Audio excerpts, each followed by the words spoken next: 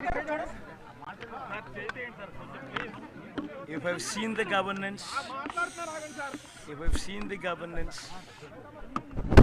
and if you think that you have benefited from this governance, then vote for that governance which would lead to a brighter future. What should the voters vote for? That is like the issues. What are the issues? That's exactly what I'm saying. We have seen the governance the past 5 years, and if this governance is to continue for their better good, then vote for that governance. And national issues, sir. Jagan sir. So స్టేట్లోనే చిత్తూరులో చాలా బాగా జరుగుతుంది, చిత్తూరు డిస్టిక్లో నగరి కూడా చాలా బాగా జరుగుతుంది. అండ్ ముఖ్యంగా ఓటింగ్కి మహిళలు పెన్షన్దారులు ఎక్కువగా రావడం మనం కళ్ళారా చూస్తున్నాం. అంటే జగన్ గారి వల్ల ఈరోజు ప్రతి ఒక్కరు 3 పూట్ల హ్యాపీగా తింటున్నారు. వాళ్ళ కొడుకులు చూడకపోయినా, భర్తలు చూడకపోయినా గౌరవంగా హక్కుగా వాళ్ళ ఇంటికి రావాల్సింది వాలంటీర్ ద్వారా వాళ్ళ ఇంటికి పంపిస్తున్న జగనన్న అంటే అందరికీ కూడా ప్రాణం. సో జగనన్నకు ఓటేయాలన్న ఆతృత మార్నింగ్ నుంచి మహిళలు, పెన్షన్దారులు, తాతలు, వయసు అయిన వాళ్ళు వచ్చే విధానం చూస్తుంటే అసలు ఎప్పుడెప్పుడు ఓటేసేద్దామా అనేది తెలుస్తుంది. సాయంత్రం అవుతుంది, ఆల్మోస్ట్ అన్ని చోట్ల కూడా ఫినిషింగ్ స్టేజ్కి వచ్చింది. సో అక్కడక్కడ చిన్న చిన్న గొడవలు, ఫ్రస్ట్రేషన్తో మాకు ఓట్లు పడలేదు అన్న ఇదితో తెలుగుదేశం చేస్తుందని మనం గమనిస్తున్నాం. అండ్ ఇప్పుడే నేను టీవీలో చూడటం జరిగింది, చంద్రబాబు నాయుడు కూడా మా కూటమికి సరిగ్గా ఓట్లు వేయలేదు, మొత్తం జగన్ గారి వేవ్లో ఉన్నారు, సంక్షేమ పథకాలు బాగా పనిచేసాయి, పెన్షన్దారులకి ఇంటికి అన్ని రావటం, వాళ్ళకి బాగా ఫ్లెక్సింగ్ ఉన్నట్టు ఉంది అని ఆయన మాట్లాడి రిటర్న్ వెళ్ళినట్టుగా వార్తలు చూస్తున్నాం. సో అదే నిజం, ఈరోజు కల్లా మేము చూస్తున్నాం. నిన్న ఎన్నికల్లో పెద్ద ఎత్తున విచ్చేసి వైఎస్ఆర్సీపీకి మద్దతుగా పనిచేసిన కార్యకర్తలకు, నాయకులకు, అలాగే అశేషంగా నిన్న ఓటర్లందరూ కూడా తరలి రావటం, వైఎస్ఆర్ కాంగ్రెస్ పార్టీకి మద్దతుగా తెలియజేసిన ప్రతి ఒక్కరికి కూడా పేరు పేరున ధన్యవాదాలు. అలాగే సహకరించిన మీడియాకు కూడా పేరు మీద ధన్యవాదాలు. ఏదైతే నన్ను ఎంపీగా ప్రకటించిన తర్వాత గత 2 నెలలుగా మా శాసనసభ్యులు అందరూ కూడా 7 మంది శాసనసభ్యులు అభ్యర్థులు సహకారంతో మా నాయకులు, కార్యకర్తలు, కొత్త అయిన ప్రతి ఒక్కరూ కూడా దగ్గరుండి నన్ను ముందుకు నడిపించడం, అలాగే నిన్న పెద్ద ఎత్తున కూడా ఓటర్లందరూ కూడా తప్పకుండా వైఎస్ఆర్ కాంగ్రెస్ పార్టీని మా 7 మంది శాసనసభ్యుల్ని ఎంపీగా నాకు కూడా తప్పకుండా జగన్మోహన్ రెడ్డి గారిని మళ్ళీ ముఖ్యమంత్రిని చేసుకోవాలన్న తపన వాళ్ళ ఇది కూడా నిన్న కనిపించడం కూడా జరిగింది. నిన్న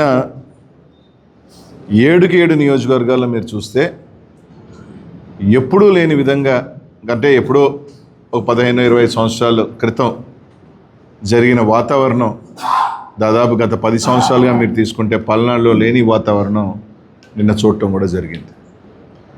నిన్న ఏదైతే ఏకపక్షంగా వైఎస్ఆర్ కాంగ్రెస్ పార్టీకి ప్రజలు మద్దతు తెలియజేస్తూ ఉన్నారు, మా శాసనసభ్యులు గెలుస్తూ ఉన్నారు నాకు సంకేతం వెళ్ళిన తర్వాత నిజంగా పోలీస్ని ప్రత్యేకంగా చెప్పుకోవాలి. మాచర్ల దగ్గర నుంచి తీసుకుంటే మాచర్ల నియోజకవర్గంలో మీరు చూస్తుంటే కరెక్ట్గా ఒక 3 రోజుల క్రితం సిఐల్ని, ఎస్ఐల్ని మార్చుకోవటం కూడా జరిగింది. మార్చుకున్న దగ్గర నుంచి నిన్న మీరు చూడండి, ప్రతి నియోజకవర్గంలో పోలింగ్ దాకా, పోలింగ్ తర్వాత తెలుగుదేశం చేసిన అరాచకం అందరూ కూడా చూశారు. మాచర్ల నియోజకవర్గంలో అయితే దాదాపు ఎస్పీ గారు, ఐజీ స్థాయి ఒక అధికారి పూర్తిగా మాచర్ల నియోజకవర్గంలోనే. మా ఎస్పీ గారు మాచర్లకి ఎస్పీగా ఉన్నారా లేకపోతే పల్నాడుకి ఎస్పీగా ఉన్నారా అర్థం కాని పరిస్థితి. దాదాపు నిన్న 10 గంటల నుంచి పలానా ప్రాంతంలో సమస్య ఉందని ఫోన్ చేస్తామంటే ఎస్పీ గారు ఫోన్ ఎత్తరు. డిఎస్పీ గారు అయితే కంప్లీట్ పొద్దున్న 8 గంటల నుంచి ఫోన్లు ఎత్తే పనే లేదు. కలెక్టర్ గారు అప్పుడప్పుడు ఫోన్లు ఎత్తడం, అరాగురా స్పందించడం జరిగింది. ఈరోజు బాగా మీరు గమనిస్తే ఏదైతే తెలుగుదేశం పార్టీ గట్టిగా ఉన్న ప్రాంతాలలో అంతా అసలు పోలీసే లేదు. 3000 ఓట్లు ఉన్న దగ్గర ఒక్క police, single men. YSR Congress party గట్టిగా ఉన్న దగ్గరలా తీసుకుంటే ఒక బెటాలియన్, ఓట్లు వేయనీయకుండా తెలుగుదేశం పార్టీ వాళ్ళు రచ్చ చేస్తూ ఉంటే చెదరగొట్టే ప్రయత్నం. అక్కడ మాత్రం యథేచ్ఛగా మీరు ఓట్లు వేసుకోండి, ఫోన్ చేసి చెప్తే సార్ పంపిస్తాం సార్, మెన్ లేదు. ఎవరి ఓటును వాళ్ళు సక్రమంగా వినియోగించుకోవడం కోసం లా అండ్ ఆర్డర్ కాపాడాలి, పోలింగ్ స్టేషన్లో కట్టుదిట్టమైన ఏర్పాట్లు చేయాలి అనేది ఎన్నికల కమిషన్ యొక్క ఉద్దేశం. అది ప్రజాస్వామ్యంలో చాలా అవసరం. ఈ సందర్భంలో కొన్ని మార్పులు చేశారు, మంచిదే. డీజీపీని మార్చారు, వండర్ఫుల్. అంటే డీజీపీ వైఎస్ఆర్ ప్రభుత్వ అధికారులు ఉన్నప్పుడు వేశారు కాబట్టి ఏదన్నా నెపోటిజం లేదా పక్షపాతాన్ని చూపిస్తారనే ఉద్దేశంతో మార్చారు, వండర్ఫుల్. ఐజీని మార్చారు ఇక్కడ, వండర్ఫుల్. ఎస్పీని మార్చారు ఇక్కడ, వండర్ఫుల్. చాలా చోట్ల ఐఏఎస్ ఆఫీసర్ని, ఐపీఎస్ ఆఫీసర్ని మార్చారు. ఎందుకు మార్చారు? ఒక నిష్పక్షపాతమైన ఎన్నిక జరగాలి అనేటువంటి ఉద్దేశంతో మార్చారు, చాలా సదుద్దేశంతో మార్చారు, మంచిదే. నేను అడుగుతా ఉన్నాయి వాళ్ళ, ఇంతమందిని మార్చారే, ఇన్ని మార్పులు చేశారే, నిష్పక్షపాతంగా జరిగిందా? లా అండ్ ఆర్డర్ కాపాడబడిందా? ఎంత బాధతో చెప్తున్నానంటే బోత్ సైడ్స్. వాళ్ళ తెలుగుదేశం వాళ్ళు తన్నులు తిన్నారు కొన్ని చోట్ల, వైసీపీ వాళ్ళు తలకాయలు పగిలాయి. వైసీపీ వాళ్ళు ఫోన్లు చేసి అయ్యా మా ఊర్లో కొడుతున్నారు, మా పోలింగ్ బూత్ను ఆక్రమించుకున్నారు, దౌర్జన్యం చేస్తున్నారు, పోలీసులు పంపండి అంటే ఒక ప్రజాప్రతినిధిగా ఉన్నా నేను, ఒక మంత్రిగా ఇంకా ఉన్నా నేను, ఒక క్యాండిడేట్గా ఉన్నా నేను. పోలీసులు ఫోన్ చేస్తే గంటల తరబడి పోలీసులు రీచ్ కానటువంటి పరిస్థితి. మ్యాన్ పవర్ లేదా? ఎందుకు రీచ్ కాలేదు? తలకాయలు పగిలిపోయి వాళ్ళు కొట్టుకొని అలిసిపోయిన తర్వాత పోలీసు వారు వెళ్ళారు సినిమాల్లో వెళ్ళినట్టుగా. ఏమిటి దుర్మార్గం ఉంటున్నాను. ఆఫ్టర్ ఫెయిల్ ఆఫ్ పోలీస్, నేను రాష్ట్రంలో ఫెయిల్ అయ్యారు, మరి ముఖ్యంగా పలనాడు ప్రాంతంలో ఆఫ్టర్ ఫెయిల్యూర్ పోలీసు యంత్రాంగం అంతా కూడా లా అండ్ ఆర్డర్ కాపాడటంలో పూర్తిగా విఫలమయ్యారు. ఇది నిస్సందేహం. పూర్తిగా ఫెయిల్ అయ్యారు. ఫెయిల్ అయ్యారా? నాకు కూడా అనుమానం వస్తుంది. ఫెయిల్ అయ్యారా లేక తెలుగుదేశంతో కొల్లుడయ్యారా? ఏమిటి నాకు అర్థం కాదు. నాకు చాలా చిత్రమైనటువంటి విషయాలు నేను గమనించాయి వాళ్ళ నా నియోజకవర్గంలో. నిన్న నేను బూతులు తిరుగుతూ నకరికల్ వెళ్ళాను. నకరికల్లో నాకు నకరికల్ ఎస్ఐ ఫోన్ చేసి, సార్ ఇక మీరు తిరగడానికి వీల్లేదు, అందరినీ హౌస్ అరెస్ట్ చేసేయమన్నారు అని చెప్పారు. ఎవరు? మా పిఏకి చెప్పారు, మణి గోపాల్కి. చెప్పగానే నేను ఎస్పీ గారికి ఫోన్ చేశాను, బిందు మాధవ్ గారికి. I have a respect on Bindu Madhav గారు, IPS officer, I know very well, మనకు కూడా పనిచేశారు. నాకు ఐ హ్యావ్ ఎ రెస్పెక్ట్, ఒక మంచి ఆఫీసర్ అనే అభిప్రాయం కూడా నాకు ఉంది, ఇప్పుడు కూడా అదే ఉంది. ఆయనకి నేను ఫోన్ చేస్తే, అవును sir, election commission has given order, మీరు హౌస్లో ఉండాలి. నేను సార్ మరి నగరికల్లో ఉన్నానంటే, అయితే ఇమీడియట్గా మీరు మీ ఇంటికి వెళ్ళి సత్యనపల్లిలో ఉండండి అన్నాడు. ఇమీడియట్గా బయలుదేరి సత్యనపల్లి వచ్చాను. సత్యనపల్లిలో కూర్చున్నా. ఫోన్ వచ్చింది నాకు. కుంకలగుంటలో కన్నా లక్ష్మీనారాయణ గారు తిరుగుతున్నాడు. మళ్ళా కాసేపటికి ఫోన్ వచ్చింది, గుళ్ళపల్లిలో కన్నా లక్ష్మీనారాయణ గారు తిరుగుతున్నాడు. నేను ఎస్పీ గారికి ఫోన్ చేశాను, వాట్ ఈస్ దిస్ సార్? నన్నేమో తిరగొద్దన్నారు, నేనేమో ఒక లా అబైడింగ్ సిటిజన్గా, ఒక మంత్రిగా, నాకు సెక్యూరిటీ ఉన్నా ఇంట్లో కూర్చున్నాను, నా ప్రత్యర్థి తిరుగుతున్నాడు, ఏమిటి ఇది అన్నా.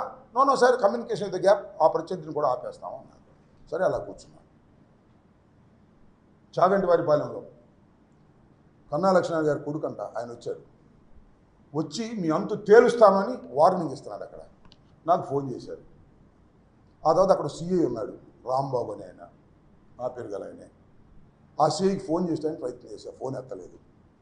తర్వాత మళ్ళా ఎంపీపీ ద్వారా ఆ ఫోన్ ఇవ్వమన్నా. అతను ఏదో రెచ్చిపోయి మాట్లాడాడు. నేనేం ఇచ్చిన అతనే నా దగ్గరికి వస్తేనే నేను రికమెండ్ చేశా. ఆ రోజుల్లో ఆ రాంబాబున చాలా అగ్లీగా మాట్లాడేటువంటి పరిస్థితి కనిపించాడు. ఏంటి ఆయన అగ్లీగా మాట్లాడుతున్నావు? You are not a rowdy, you are a police officer, why you are talking like that? నేనే వస్తున్నాను అక్కడికి. నేను వెళ్ళాను, ఎందుకంటే నేను వెళ్ళకూడదు అనుకున్నాను. ఇక్కడే ఎస్పీ గారు చెప్పాడు కాబట్టి ఉండాలనుకున్నాను. అవతల కన్నా లక్ష్మణ్ తిరుగుతున్నాడు, కన్నా లక్ష్మణ్ కొడుకు నాగరాజు తిరుగుతున్నాడు. నేను వెళ్ళకపోతే నా క్యాడర్ ఒప్పుకోరని నేను అక్కడికి వెళ్తే అక్కడి నుంచి బయటకు వచ్చాడు ఎస్పీ. పెద్ద పోలీసు ఇది ఉంటారు కదా, ఈ మధ్య స్పెషల్గా వచ్చారు ఆర్మీ, వాళ్ళని తీసుకుని అక్కడికి వెళ్ళాడు. వెళ్ళి అక్కడ వాళ్ళందరినీ కొట్టించాలని ప్రయత్నం చేశాడు. ఈ రాంబాబు అనే వ్యక్తి సిఐఎఫ్ రూరల్ నా టైంలోనే ఇక్కడికి వచ్చాడు ఒక ఆఫీసర్తో, అంటే ఇతను వాళ్ళతో కొయ్యుడు అయిపోయాడంటే మీ టైంలోనే కదండి వచ్చింది అన్నాడు. నిజమే, నా టైంలోనే వచ్చాడు.